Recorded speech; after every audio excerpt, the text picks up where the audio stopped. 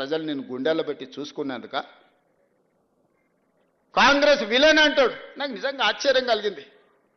కనీసము మాట్లాడే ముందు మనం ఏం మాట్లాడుతున్నాం, మనం మాట్లాడిన తర్వాత ప్రజలు ఏ విధంగా తీసుకుంటారని ఆలోచన చేయాలి కదా.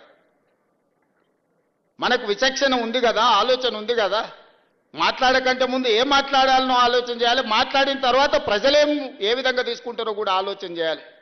మొట్టమొదటి విలన్ తెలంగాణకు విలన్ కాంగ్రెస్ పార్టీ అని ఎంత పెద్ద మాట అది. తెలంగాణ ఇచ్చినందుకు విలన్ అయిందా?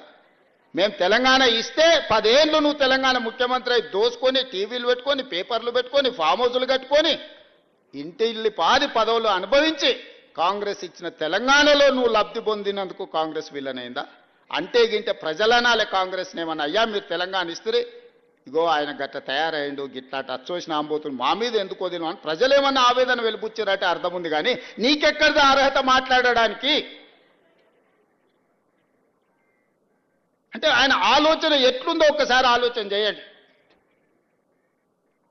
ఆగమైందంటుండే. ఏం ఆగమైంది? నీ కుటుంబం ఆగమైందేమో.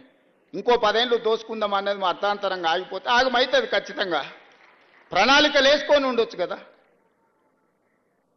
మంది పిల్లలకు ఉద్యోగాలు ఇవ్వలేదు కానీ మీ ఇంట్లో మీ పిల్లల్ని ప్రజలు ఓడగొడితే మళ్ళీ దొడ్డిదారిన తెచ్చి చట్టసభలలో పెట్టలేదా? ప్రజలు చూస్తలేరా? అందుకే కదా మీ ఉద్యోగాల నుంచి తొలగించింది ప్రజలు మిమ్మల్ని. ఇవన్నీ చూసినాక ఓ పెద్ద మనిషిని ఏదో మాట్లాడుతుంటే చెప్పాడు, 100 ఎలుకలు తిన్న పిల్లి తీర్థయాత్రలకు పోయిందంటే నేను మొత్తం మారిపోయినా అని. వరంగల్ సభ గట్లుంది. చేసిన పాపాలన్నీ చేసి వరంగల్ పోయి నేను కడిగేసుకున్నా అని ఆయన అనుకుంటుండు. కడగలేదు, 101వ పాపం కూడా అక్కడ చేసి వచ్చిన స్వామి నువ్వు. ఎందుకంటే కాంగ్రెసే తెలంగాణకు విలన్ అనడం ద్వారా. కానీ ఒక్కటి మాత్రం నాకు అర్థమైంది, నా పేరు తీసుకొని కూడా ధైర్యం రాలే. మొత్తం ప్రసంగం మీరు గమనించండి, ఎక్కడైనా పేరైనా తీసుకున్నాడా? మా కాంగ్రెస్ పార్టీ కార్యకర్తల బలం ఏందో దాన్ని బట్టి అర్థమైంది కదా.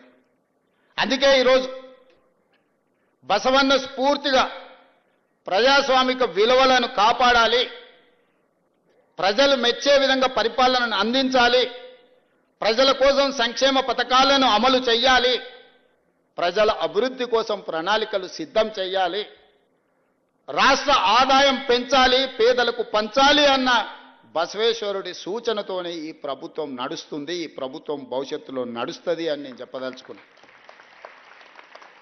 నేను కాదు, మా నాయకుడు రాహుల్ గాంధీ గారి స్పష్టంగా బసవే